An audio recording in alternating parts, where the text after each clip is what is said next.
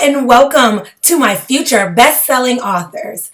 You are here because you desire to write a book, but you have no clue where to begin. Maybe you've Googled it, maybe you've asked other people, maybe you've even started, but you're just losing momentum. I will be the first one to admit that writing a book can be really complicated. There are a lot of moving parts, a lot of individual steps, but good news, I am here to tell you the 9 exact steps that you will want to take to make your book successful and to be able to get through the process effectively and seamlessly. So, when you're writing your book, obviously the first thing that you want to do is determine why in the world you're writing the book. Once you understand why you're writing the book, that will be what's giving you the momentum that you need to be able to push through the entire process. You see, the process can, again, be very overwhelming without a confirmed and a definite why. So, are you writing the book to get more clout in your industry? Are you writing the book because you have a testimony that you believe needs to be shared? Are you writing the book because someone told you need to do it?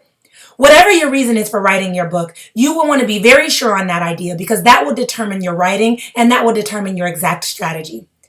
So along with that, once you identify your why, you want to identify your topic. Understanding your why completely will help you to identify your topic. So if your why is to help married women having a hard time, then your topic will be to support women or to help motivate women or help them to understand what marriage looks like. If your why is because you want to get healthy and you want other people to get healthy, then your topic will be on maybe healthy eating strategies, things of that nature. So that is step number 1.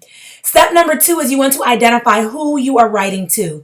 This is extremely important. Without having a firm definition of who you're writing to, you will be writing to everyone.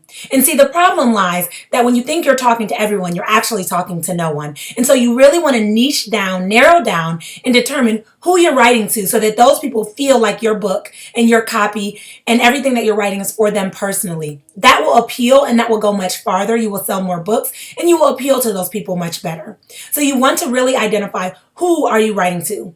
And you want to be very narrow in identifying that. Not just women, but women between the ages of 20 and 30. Women that are single moms. Women that suffer from diabetes, something of that nature. And it doesn't have to necessarily just be women, but you want to make sure that you're narrowing down completely. The third step is you want to identify your niche market and understand them thoroughly. So you want to reach out and identify what does your market need from you? So let's take the topic of women with diabetes. What do they need? Do they need health tips? Do they need support? Do they need a testimonial about what it's like to walk through that life? What do they need from you? What are their biggest struggles? How can you support them as an author? One of the best ways to do that is start to find individuals that are actually in your niche market. Reach out and interview them. Look for common themes, common struggles, common problems, and see how you can appeal to that in your writing. On to the 4th step. You want to make a standout title. Now, after interviewing these people, you're going to notice common themes, you're going to notice common problems, and from there, you want to figure out a way that you can make a title that stands out to them. So for example, when I interviewed my niche market, I found that a lot of women I was working with were feeling overwhelmed from busyness. And so if you notice in my first book, it is titled Quick Tips for Busy Women. I strictly and strategically used the word busy because I wanted women that are busy to understand that they are not alone, that this book is made just for them to help give them tips and strategies that they can use to be successful. So you want to implement that same exact strategy. Look for common themes, common words, common patterns that women are dealing with in your market and figure out how you can make a title that appeals to them. Be very leery of titles that are general, such as quick tips or run fast, things like that that are very general and can speak to anybody because you want your title to appeal to your exact market. When your person picks up your book, you want them to know that it's for them based on that title. On to step number 5. You want to make sure you're getting rid of distractions. Book writing is going to take a lot from you. And it's going to take a lot of your time. I'm not going to sit here and fib to you. It will take a lot of time. And so you want to make sure that you are putting yourself in a position to where you're setting yourself up for success. So you're not going to be distracted by TV or social media or negativity or even sometimes your children or your spouse. Not that you don't love them, but you want to put yourself in a position to where you are strictly focused on your book. One of the best ways to do that is to have buy-in from those people that are around you. So let them know, I'm ready to write a book. I need support with, honey, you helping to make dinner. or to your kids, I need support where I'll need 30 minutes alone in my office to where I'm not distracted. You want to make sure you are strictly getting rid of all distractions, because one distraction can throw you off forever. Think about it. If you're in the habit of watching TV and you say, all right, I'm going to watch TV an hour a day, but TV is a major distraction, then maybe that hour turns into 2 hours. Then maybe it turns into 3 hours. And that eats into the time that you're supposed to be using for your book. So do not allow distractions to get in your way or to stop you. Do everything you can to remove those distractions completely. On to the 6th step. Start writing. This is where it gets great. You want to start to write. And now that you've kind of understood who your niche market is and what they need, now you know what it is you're writing about and what you're writing to, what problem you're addressing, what problem you're solving, what questions you're answering. And you want to start writing. That is going to be the 6th step. The 7th step is to get an editor. A lot of people like to overlook this step. They assume that they can give their book to their cousin Tiffany and say, hey, Tiffany, go ahead and edit this book for me or give me feedback. Or they give it to their mom and say, Mama, can you tell me what you think about this? That's great that you're getting feedback, but the truth is you need a well-edited book. Let's say you have an intro that isn't edited, okay? And someone picks up your book and they open it. They're immediately going to put it down and use it as a prop, throw it in their bookshelf with the rest of the books they haven't read. But if someone opens the book and it's well read, thorough, easy, and it relates to them, they're going to continue to read. Not only that, they're going to tell other people about the book, tell other people about the impact that your book has had. And now here you are, you have this great book that's had a wonderful impact and everyone's hearing about it. So editing is not something you want to skimp out on. Also, make sure that you're finding a quality editor that is going to not only do grammar and punctuation editing, but is going to help your book flow thoroughly. That is called developmental editing. You want to make sure you find a great editor in that regards.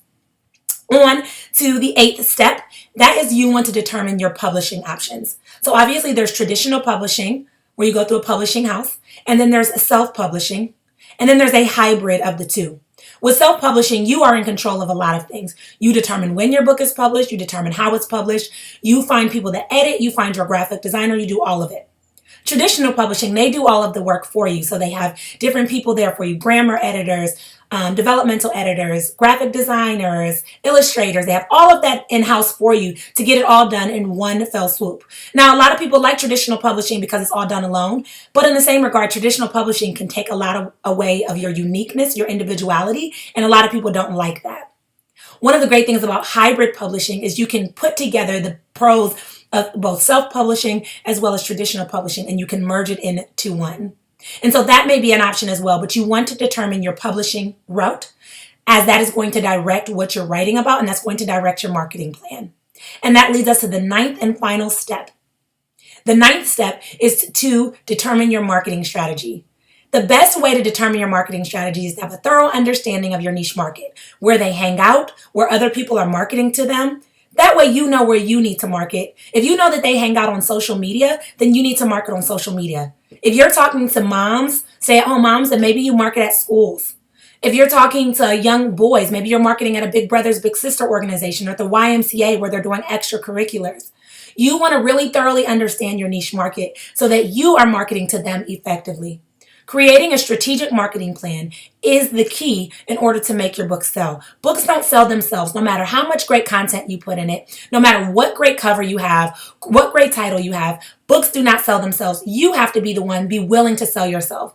And like me, a lot of people struggle with being salesy, right? But you have to understand that you're not being salesy, you're giving value. And when you look at it from that perspective, you shift your perspective and understand that you're sharing value that people need, then you will be more motivated and encouraged and inspired to push your book out there for the world to see.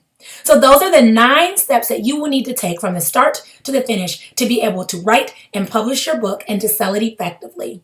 I have also included a checklist where you can check off as you go through each of those steps to make sure that you are always on the right track. I am excited that you are ready to write a book. I am even more excited that you are following your dreams and your desires. And I look forward to seeing you on the other side, my published authors. Bye, guys. Have a wonderful day.